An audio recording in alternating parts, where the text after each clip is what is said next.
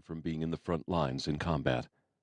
He was confronting a drinking problem and undergoing therapy, which his brothers were trying to address. The youngest brother, at 31, was Dalton. He was a former border agent with the Department of Immigration, and his nickname was, for some odd reason, Tank. He'd been confronted by a gang of narco smugglers on the Arizona border, all alone. He was shot to pieces and hospitalized for weeks, during which most of the physicians had given him up for dead because of the extent of his injuries. He confounded them all by living. Nevertheless, he quit the job and came home to the family ranch in Wyoming.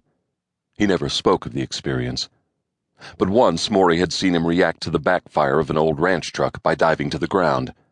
She'd laughed, but old Darby Haynes had silenced her and told her about Dalton's past as a border agent. She'd never laughed at his odd behaviors again. She supposed that both he and Kane had mental and emotional scars, as well as physical ones, from their past experiences. She'd never been shot at, or had anything happen to her.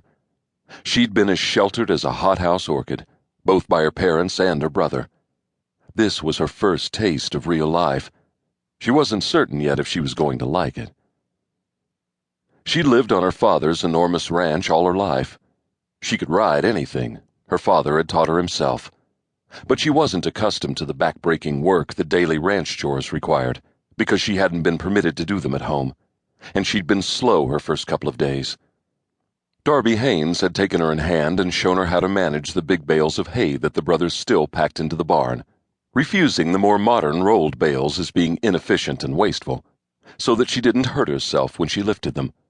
He'd taught her how to shoe horses, even though the ranch had a farrier, and how to doctor sick calves. In less than 2 weeks, she'd learned things that nothing in her college education had addressed. "You've never done this work before," Darby accused, but he was smiling. She grimaced. "No, but I needed a job badly," she said, and it was almost the truth. "You've been great, Mr. Haynes. I owe you a lot for not giving me away, for teaching me what I needed to know here." And what a good thing it was, she thought privately, that her father didn't know. He'd have skinned Haynes alive for letting his sheltered little girl shoe a horse. He waved a hand dismissively. "Not a problem. You make sure you wear those gloves," he added, nodding toward her back pocket. "You have beautiful hands, like my wife used to," he added with a faraway look in his eyes and a faint smile. "She played the piano in a restaurant when I met her. We went on 2 dates and got married. Never had kids. She passed 2 years ago from cancer." He stopped for a minute and took a long breath. "Still miss her," he added stiffly. "I'm sorry," she said. "I'll see her again," he replied. "Won't be too many years, either. It's part of the cycle, you see, life and death. We all go through it. Nobody escapes." That was true. How odd to be in a philosophical discussion on a ranch. He lifted an eyebrow. "You think ranch hands are high school dropouts, don't you?" he mused. "I have a degree from MIT. I was their most promising student in theoretical physics, but my wife had a lung condition and they wanted her to come west to a drier climate. Her dad had a ranch." He stopped, chuckling. "Sorry. I tend to run on. Anyway, I worked on the ranch and preferred it to a lab. After she died, I came here to work. So here I am.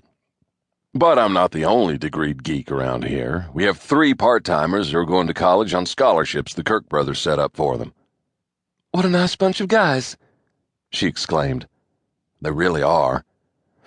All of them seem tough as nails, and they mostly are, but they'll help anyone in need." He shifted. "Paid my wife's hospital bill after the insurance lapsed. A small fortune, and they didn't even blink." Her throat got tight. What a generous thing to do. Her family had done the same for people, but she didn't dare mention that. "That was good of them," she said with genuine feeling. "Yes. I'll work here until I die if they'll keep me."